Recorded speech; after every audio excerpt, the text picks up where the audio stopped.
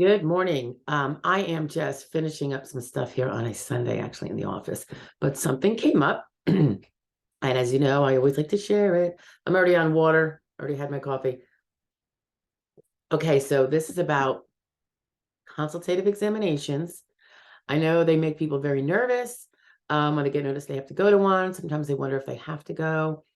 I have other video on that, but yeah, you kind of have to go. Um, if there's some big scheduling problem, particularly if you didn't choose the date yourself. Sometimes you can get it moved, okay? But this share has to do with something different. You may have noticed that sometimes the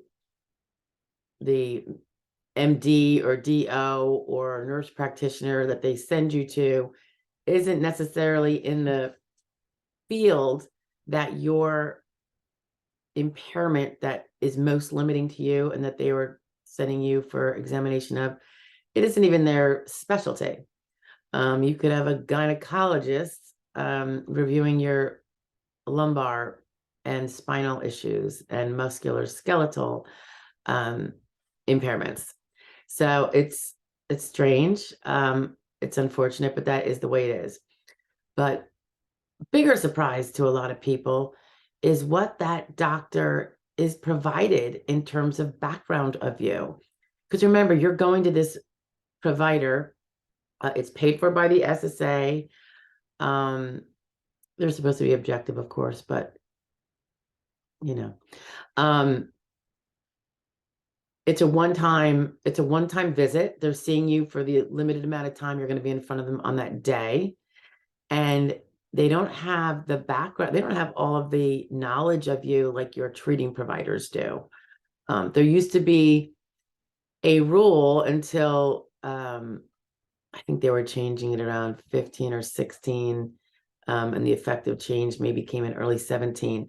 I'd have to double check, but the treating provider rule used to have it that your treating provider, if his opinion on your functional capacities and your symptoms and the nature of your impairments was consistent with his own records and was not, or well supported by his own records, well supported and or consistent with other evidence in the record, and importantly, not inconsistent with other credible evidence in the medical evidence file, that the treating provider's opinion would generally either be controlling. In other words, the SSA could not then not hold it to be so on their own discretion, or it was given more weight. And if it wasn't, it had to be explained why. That rule went to the wayside. So for all intents and purposes, someone who's never met you before would have no more, would have feasibly as much weight given to his opinion about you and your symptoms and the nature of your limitations than your own treating provider who's treated you for 10 years and most recently and frequently and all that other stuff. So it's a troublesome rule change. No one liked it on this side of the fence. So you go to this consultative examination of a doctor that might not even be specializing in your area and certainly doesn't know you well. So you would think he would, part of his job to do a good job and to be given weight later from an adjudicator or an ALJ would be that he would have at least your medical records to review. Well, lo and behold, when you get the consultative report back, which you may not if you are pro se, but if you have a representative, they can get that from the Electronic Records Express. If you have a representative who does not have access to the Electronic Records Express, they probably don't do a lot of Social Security work because anyone who does would have gained that privilege. So when you look at the report that comes out usually within a couple of weeks of the exam, and as I've stated elsewhere, it's usually, but not always, very shortly thereafter that you get the decision made on whatever stage you're at, initial or reconsideration. But it'll say in there records that I reviewed. It's like a section they put in there, and it will very frequently say nothing. Records that the claimant brought, nothing. It's funny because the SSA, when they tell you to go to the exam, they don't tell you to bring your important records. Funny, right? So now occasionally I have seen where the adjudicator or whoever is like communicating with the provider that's going to be doing your exam, your consultative exam, they will shoot over one or two things, and they're usually the most useless of things. It'll be a medical record that doesn't say squat. It'll be from a provider that doesn't barely know you, or they checked your hearing. It might be things unrelated to anything.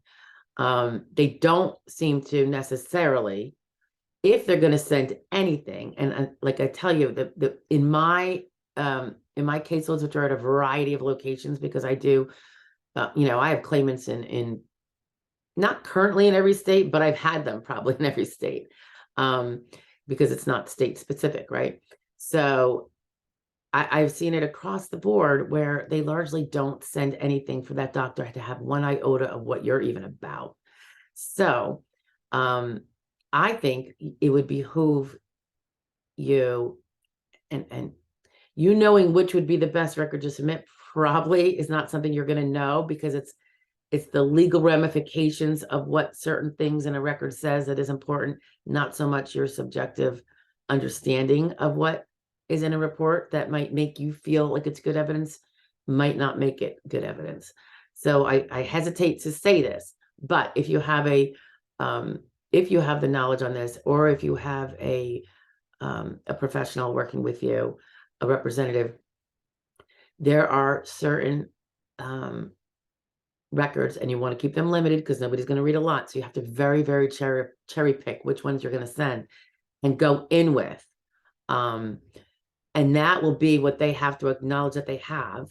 And I think it can really help show them what is going on with you that they're not otherwise going to know. And a quick little move your elbow, move your arm, let me feel your strength of your hands is going to show them.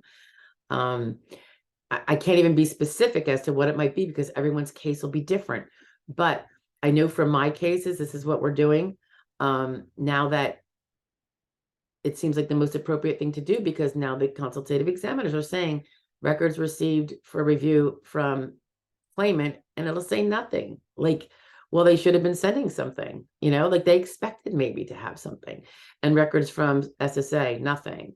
Or records from SSA might be, like I said, some very, the weakest, the most non-descriptive medical record there is, or the one that says everything's within normal limits. Because you know how some providers are very sloppy and lazy with what they put in your record, and they cut and paste. And even though you're there for excruciating sciatica pain, the record can say that everything's within normal limits. So that's not the one you want. And obviously, without knowing your file, I can't tell you which one you would. But I think this is an important, extremely important thing to start adding to the process of what you do when you go to a consultative examination. I know there's another video on what you can expect in there. I don't know if it's up here, so I'm going to see if it's been published, but if not, I'll make sure to comment on it. But anyway, big, huge thing. They are not even seeing anything that you have about you by and large. So you come in there and you are the first thing they see. And they do take your history, but what if you don't remember it all? I mean, there can be so much, and you're put on the spot and you probably don't give a lot of time. So I really think, in addition to being a strong piece of evidence in its own right, the one you're going to pick, if it also has an appropriate history in there, if you have a thorough report from somebody, and you don't want it to be 5 years old, by the way, you want it to be kind of more current. And as you know, we have lots of videos on the critical nature of current vigorous treatment for all the impairments you have, big and small. But it could be another way of getting in an accurate history so that you don't have to sit there and try to remember and reiterate. I have seen some consultative examination doctors who actually give paperwork to the person. I saw some of it was extensive, and the person is supposed to put down all of their history. The only concern I have, I think that's good, better than nothing, and probably better than asking them outright, only because when you're put on the spot with being asked by this strange doctor all this history, it's probably easy to not get it all down pat. I mean, I wouldn't be able to do it myself. So it's good that they maybe have you sit there for 45 minutes. And I don't know. I mean, at least they're not, I know that's not part of their examination time. So, which is usually far shorter than that. So if they ask you all the background, that's great. But if you have brought it with you, you still want to fill out their stuff perhaps, because you don't want to tick anybody off, I suppose. But if you submit this, you submit and write down what you gave them. So later, because if it shows up and says that you never submitted anything for them to review, I would argue that point. And I would say, his whole opinion, if his opinion is negative, of course, not supportive of what needs to be supported for your case. I would argue that opinion is flawed because he doesn't even remember that medical records were submitted to him. He didn't use them. He didn't consider them. He didn't reject them. He just didn't acknowledge them. So I think that would be the way I would suggest people generally go. Ask your own professional that you probably should have at this point, attorney or non-attorney rep. But bringing some limited, I would make it probably 2 or 3 reports at best. You're not going to give them the entire file from Dr. Jones that you've been seeing for 5 years. You don't want to.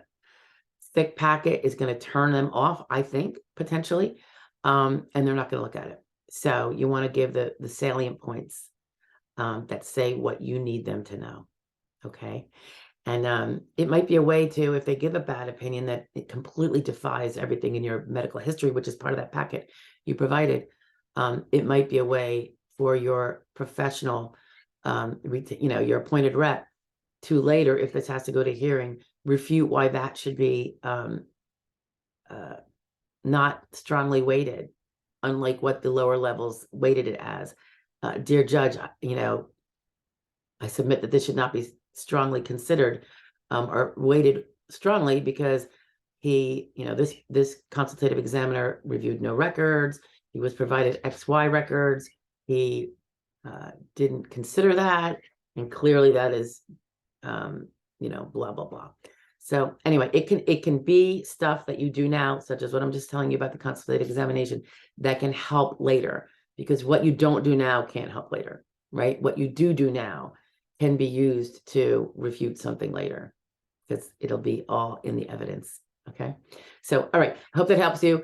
It's probably a surprise that the consultative examiner knows nothing about you, does not have your full record set, and it's a shame, but there are this little way that you can maybe help remedy that. Okay. I've seen it helpful already, so that's why I want to share it. All right. Bye now.